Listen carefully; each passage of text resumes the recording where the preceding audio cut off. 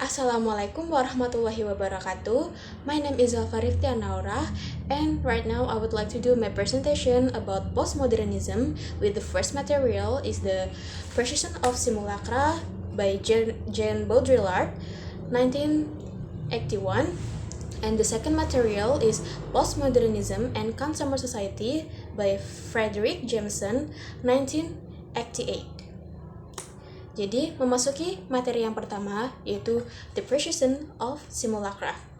Jean Baudrillard lahir di sebuah wilayah yang terletak di timur laut Perancis bernama Reims pada 27 Juli 1929 dan meninggal pada 6 Maret 2007 di Paris. Ia adalah seorang tokoh intelektual dari masa kini yang menghasilkan banyak karya di bidang filosofi, teori, sosial, dan budaya. Spesifikasi dan ketertarikannya terutama pada postmodernism dan poststrukturalism. Pemikirannya terutama tentang konsep simulacra dan hyperreality dan ilmu simbolisme sangatlah revolusioner dan dianggap membawa sebuah angin baru bagi dunia filsafat. Selanjutnya yaitu The Precision of Simulacra. Jadi, The Precision sendiri artinya kenyataan yang tidak lagi menjadi dasar dari representasi. Dan simulacra sendiri artinya representasi atau tiruan.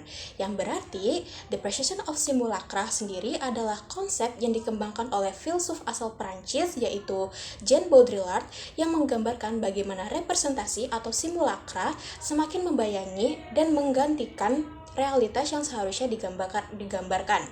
Fenomena ini menunjukkan bahwa dalam masyarakat postmodern, gambar dan simbol dapat menjadi lebih penting daripada objek atau pengalaman aktual yang seharusnya mereka wakili. Yang mana hal tersebut menyulitkan untuk masyarakat bisa membedakan antara realitas atau simulasi. Oke, selanjutnya ada simulacra. Simulacra itu representasi atau salinan dari sesuatu yang lain atau dari yang sebelumnya itu sudah ada. Dalam konteks Baudrillard, simulacra tidak lagi menjadi refleksi dari suatu realitas, tetapi malah menjadi realitas itu sendiri. Simulacra itu seperti uang kertas dan citra media sosial yang mana dua hal tersebut telah melekat dalam kehidupan kita, sehingga kita seringkali merupakan realitas yang mendasarinya. Contoh yang pertama yaitu uang kertas. Kita telah mempercayai uang kertas sebagai representasi nilai tukar. Simbol uang ini telah menjadi begitu nyata sehingga kita mengukur kekayaan kita berdasarkan jumlah uang yang kita miliki. Contoh yang kedua yaitu sosial media. Sosial media menciptakan realitas alternatif di mana orang-orang menampilkan versi ideal mereka dari diri mereka sendiri di sosial media. Realitas virtual ini seringkali lebih menarik dan lebih nyata daripada kehidupan sehari-hari. Jadi orang-orang tuh lebih terpaku sama apa yang ada di sosial media, padahal belum tentu kehidupan aslinya itu seperti itu. Selanjutnya ada simulation atau simulasi, yang mana ini adalah proses dari simulacra yang meniru atau menciptakan sesuatu yang mirip dengan kenyataan. Proses ini tidak lagi sekedar meniru atau mereplikasi, tetapi malah menjadi sebuah sistem yang menciptakan realitas baru. Dengan munculnya simulasi, semua referensi yang sebelumnya kita gunakan untuk memahami dunia seperti peta, cermin, konsep menjadi tidak relevan. Simulasi juga telah menggantikan representasi yang mana representasi itu diasumsikan memiliki hubungan langsung dengan realitas yang direpresentasikan. Sementara simulasi tidak memiliki hubungan langsung dengan realitas. Simulasi adalah sebuah sistem yang tertutup dan mandiri, di mana tanda-tanda saling merujuk satu sama lain tanpa mengacu pada realitas di luarnya. Selanjutnya ada Divine Irreverence of Image, yang mana ini adalah bagian dari pemikiran Jean Baudrillard dalam esainya The Precision of Simulacra yang menjelaskan bagaimana gambar atau citra dalam masyarakat modern telah kehilangan hubungannya dengan kenyataan.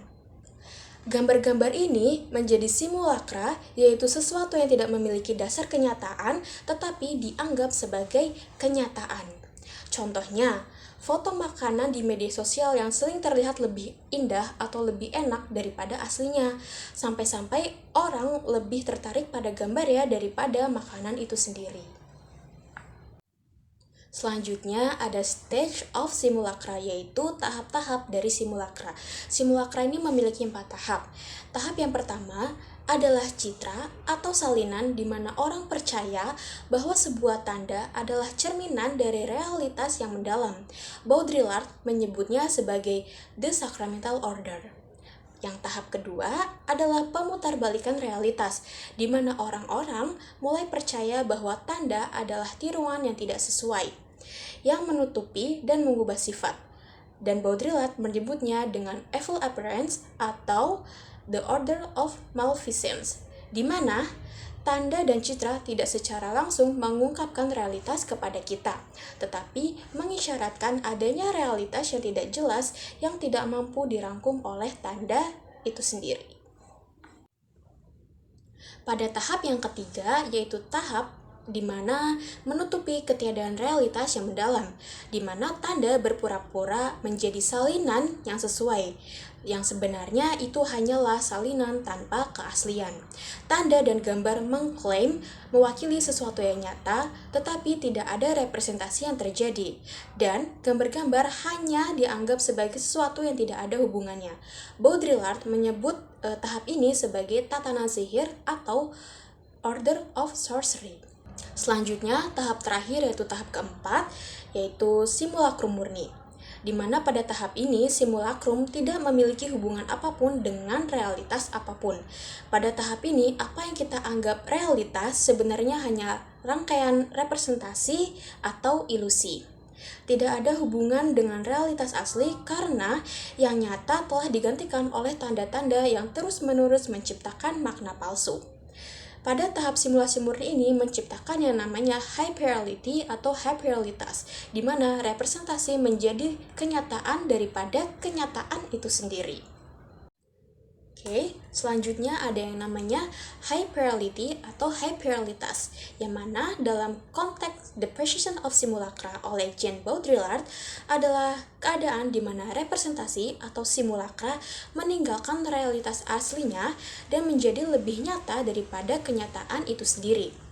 Hal ini terjadi ketika media dan teknologi menciptakan gambaran-gambaran yang sangat detail dan meyakinkan, yang mana sehingga orang-orang ini sulit membedakan antara kenyataan dan fantasi.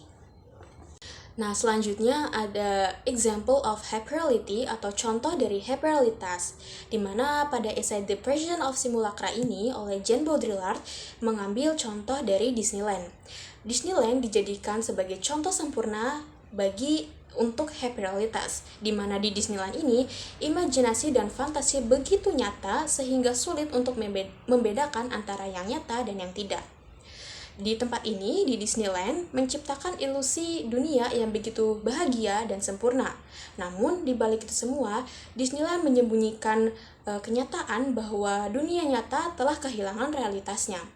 Disneyland ini merupakan representasi dari Amerika yang ideal, namun di balik itu semua, Disneyland menyembunyikan kenyataan bahwa Amerika lah yang sebenarnya telah menjadi hyperrealitas. Baik, kita memasuki materi yang kedua dari postmodernism, yaitu Postmodernism and Consumer Society by Fredric Jameson, 1988.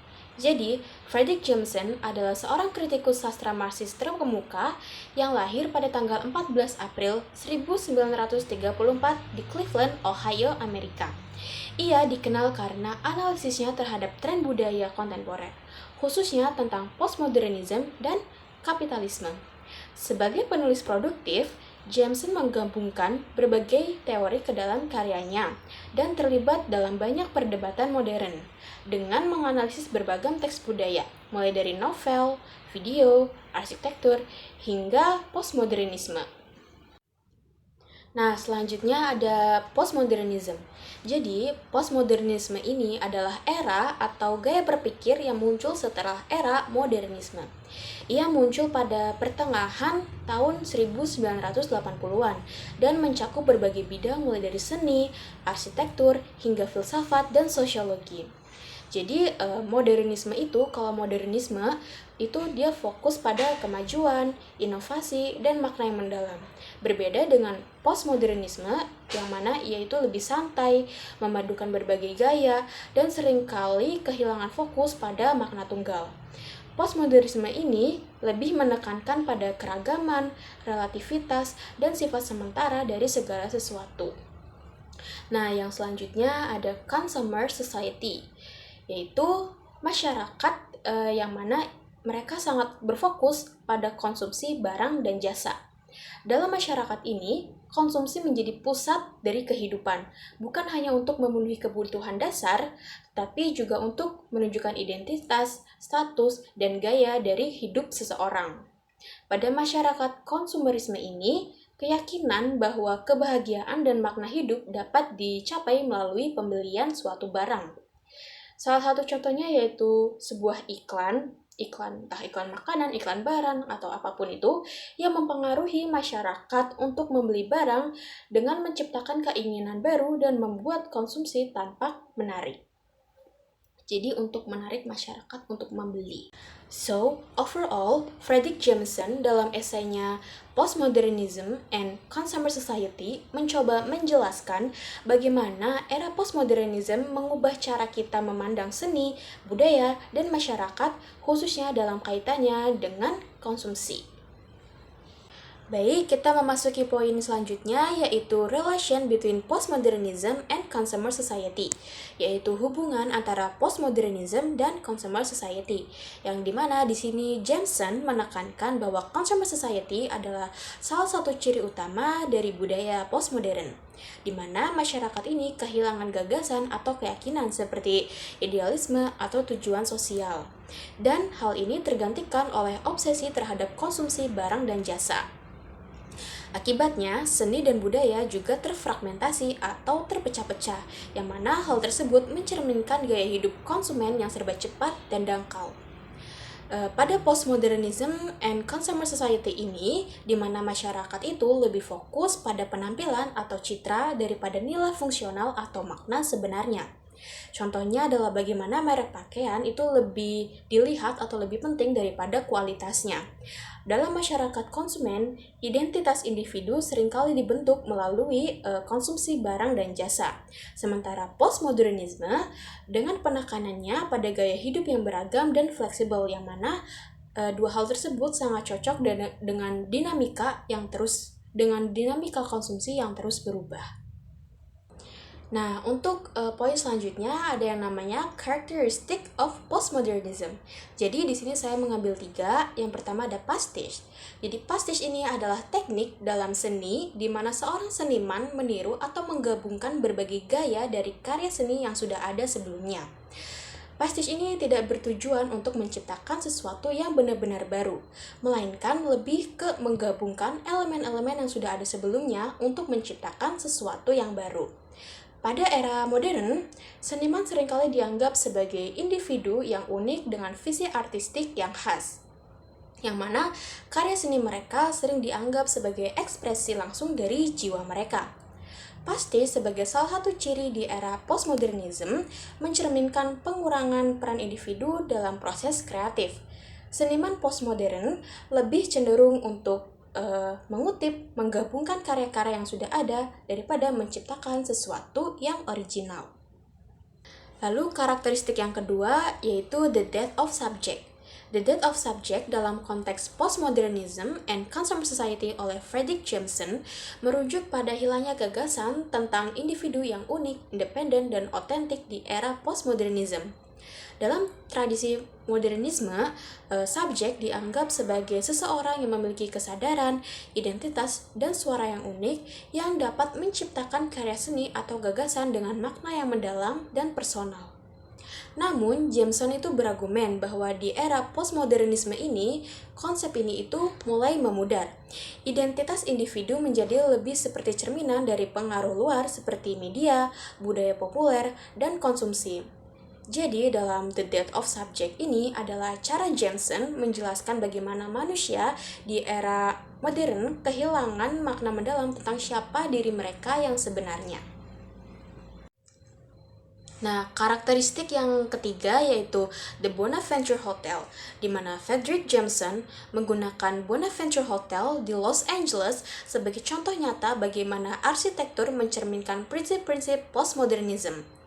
Dia mengamati bahwa desain hotel ini bukan hanya sekedar fungsionalitas, tetapi juga tentang menciptakan pengalaman yang mencerminkan sifat kompleks dan terfragmentasi dari budaya postmodernism. Jadi, Bonaventure Hotel ini memiliki desain yang membingungkan dan tidak memiliki struktur yang mudah dipahami. Misalnya kayak pintu masuknya sulit ditemukan, ruangannya terasa seperti labirin, dan dinding kaca yang membuat orang di dalam hotel merasa terisolasi dari dunia luar. Semua elemen ini mencerminkan kehilangan orientasi yang sering dirasakan dalam budaya postmodernism. Jadi, Bonaventure Hotel ini bagi Jameson adalah simbol bagaimana postmodernisme membentuk ulang sebuah ruang, membuatnya lebih tentang pengalaman visual dan emosional daripada orientasi atau tujuan praktis. Hotel ini mencerminkan fragmentasi, simulasi, dan kehilangan koneksi dengan dunia nyata, yang menjadi karakteristik dari dunia atau era postmodernisme. Oke, mungkin cukup sekian penjelasan saya tentang postmodernisme dengan materi yang pertama yaitu Depreciation of Simulacra, dan materi yang kedua postmodernisme and consumer society. Mohon maaf apabila ada salah kata. Saya akhiri. Wassalamualaikum warahmatullahi wabarakatuh. Terima kasih.